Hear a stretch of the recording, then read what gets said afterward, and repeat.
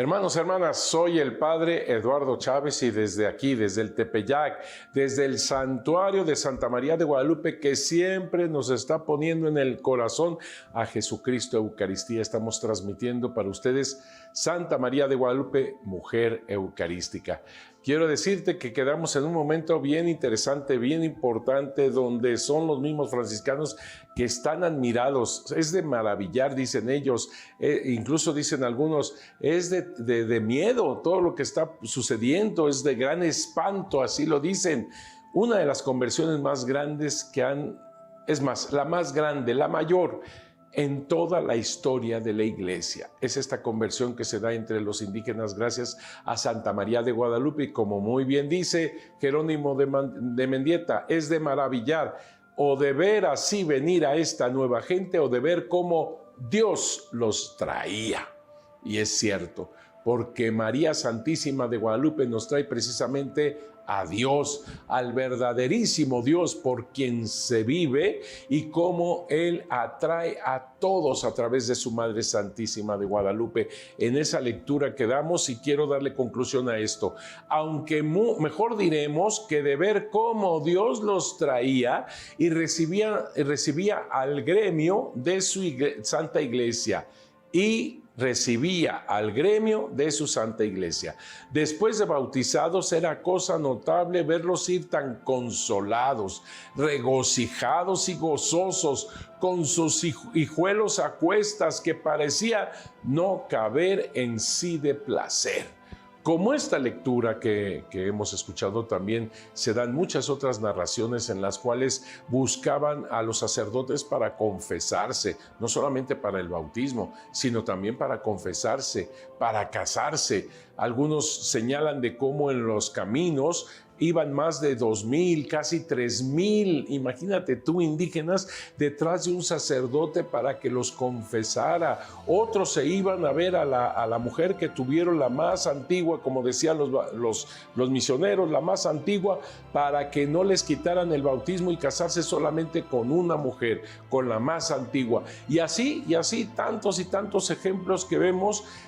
Y muchos dirán, es sorprendente la gran transformación de los indígenas, y efectivamente lo es, pero también es una gran transformación lo que ocurrió en el corazón de los españoles, que yo ahí también tengo que decir, muchas veces cuando tú eres bautizado, cuando tú eres católico, tú piensas que no necesitas conversión, eso que sea solamente de los paganos, eso que sea solamente de quienes no conocen a Jesús, y sin embargo, se narra cómo los españoles se convierten de corazón. Sí, españoles bautizados, españoles que supuestamente creen en Cristo, cómo ellos también se convierten de corazón. Por eso te pido que le pongan la siguiente para ver esta lectura. Fíjense. Documentos siempre, ¿eh? Documentos. Y aquí tienes uno de estos documentos de los españoles, cómo se convierten en masa.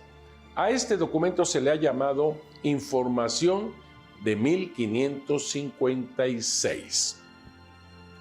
Tengo que hablar un poquito de este documento que me parece muy importante. Tú que lo estás viendo, verás ahí el documento auténtico.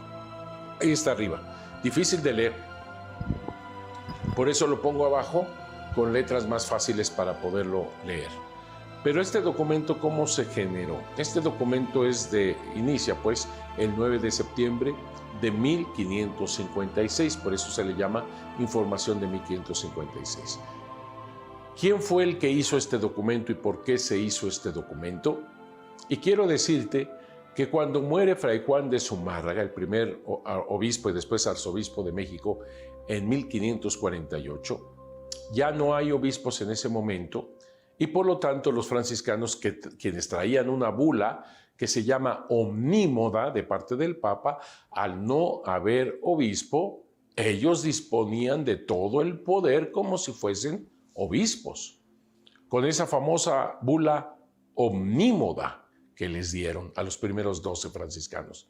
Así que ellos empiezan a tener esta parte, digamos, de gobierno también, ya que no había obispo. Allá en España se están discutiendo quién podría ser obispo, le están pidiendo a los franciscanos que sean aquellos que continúen la labor del franciscano Fray Juan de Zumárraga, y no quisieron. Y ellos, la corona, buscaron entre los franciscanos quiénes, no quisieron, en mucho porque veían los franciscanos como si fueran traidores a esa vocación que ellos tenían de la pobreza. Eso era lo que más les dañaba, digamos, en este sentido de poder aceptar ser el nuevo arzobispo de México. Así que mientras tanto, la corona buscó entonces a otro importante persona para que ocupase esa silla episcopal, el arzobispado de México. Y se fija en un dominico. Válgame Dios. Ya empezamos con los problemas con respecto a los franciscanos, porque te quiero decir que en aquel entonces los dominicos y los franciscanos ya me completaste la palabra, ¿verdad? Ya completaste la palabra, lo que quiero decir. No checaban muy bien, no armonizaban muy bien los franciscanos y dominicos, y tuvieron que elegir a un dominico en 1551, Alonso de Montúfar. Él era especialista en cuestiones también de la Santa Inquisición, ya que en España ayudaba en la Santa Inquisición. Él viene de España hasta 1554. Si tú haces cuenta, los franciscanos tuvieron gobierno con aquella bula omnímoda 3 años. Y 3 años más que, si bien eligieron a Alonso de Montúfar como segundo arzobispo de México, llegó 3 años después. O sea, los franciscanos tuvieron prácticamente 6 años sin ninguna autoridad. Y lo digo, sin ninguna autoridad más allá que ellos, ¿no? Y lo digo por esto. Porque si ellos están tan molestos con la Virgen de Guadalupe, o no quieren a la Virgen de Guadalupe, o la ven extraña, o ven como que pudiera haber sido, digamos, que la hayan transformado a una idolatría como la Coatlicue Tonantzin y cosas por el estilo, y haberla hecho Madre de Dios y disfrazarla de Virgen de Guadalupe, era simplemente imposible. Imposible, porque ellos venían precisamente para destruir al diablo, a Satanás, a la idolatría. A ninguno se le hubiera siquiera ocurrido la peregrina idea de agarrar una idolatría en el Tepeyac y transformarla como Guadalupe y hacerla pasar así, dizque, para que los indígenas la aceptaran. Absurdo, ridículo, a nadie le hubiera siquiera... no, es impensable algo así. Es como pretender la ayuda de Satanás. Imagínate disfrazar y engañar al príncipe del engaño para engañar a todos. Ridículo realmente, ¿eh? Todos ellos que dicen eso es que porque no conocen las fuentes históricas y todo esto que estamos viendo con fuentes históricas. Así que es absurdo. Pero además, si a alguien, independientemente de los franciscanos, se le hubiera ocurrido algo semejante, vuelvo a repetirte, ellos tenían el gobierno 6 años, podían haberla destruido inmediatamente si algo de idolatría pudiera causar la Virgen de Guadalupe. Y no pasó eso, no pasó eso. Llega Alonso de Montúfar, 1554. ¿Y qué fue lo que hizo Alonso de Montúfar? Lo primero que hizo fue llegar al santuario de Santa María de Guadalupe, se enamora de la Virgen de Guadalupe, se enamora prácticamente. Al mismo tiempo, él hace un primer concilio provincial mexicano, 1555. Es lo primero que les planta aquí a la iglesia. ¿Y quiénes eran los máximos evangelizadores? ¿Quiénes pusieron la iglesia al final de cuentas? Los franciscanos. Así que imagínate para los franciscanos que llegara este arzobispo, con todo el poder como arzobispo, dominico, y les plantara un concilio para arreglar las cosas de la iglesia, ya te podrás imaginar cómo estaban los franciscanos de molestos con este arzobispo. Mientras tanto, este arzobispo, enamorado de la Virgen de Guadalupe, enamorado del santuario, hace que su primera ermita sea más grande. Y no solamente eso, sino que pasa de ser ermita, solamente ermita, aunque el nombre se va a quedar para siempre, una ermita, la primera ermita de Guadalupe, la hace capellanía, cuando le pone a un sacerdote capellán que sabía náhuatl, Francisco de Manjarrés. Alonso de Montúfar pone a este sacerdote para que celebre la misa, ya es una capellanía. Así que es algo tremendamente fuerte. ¿Qué pasó después? Resulta que en ese concilio que les planta, una de las cosas más interesantes e importantes es que les quita las parroquias más importantes a los franciscanos y se las da al clero diocesano o dominico. Imagínate para los franciscanos algo semejante. Les quita las parroquias más importantes y las da al clero diocesano, por cierto que yo soy diocesano, y al clero dominico. No.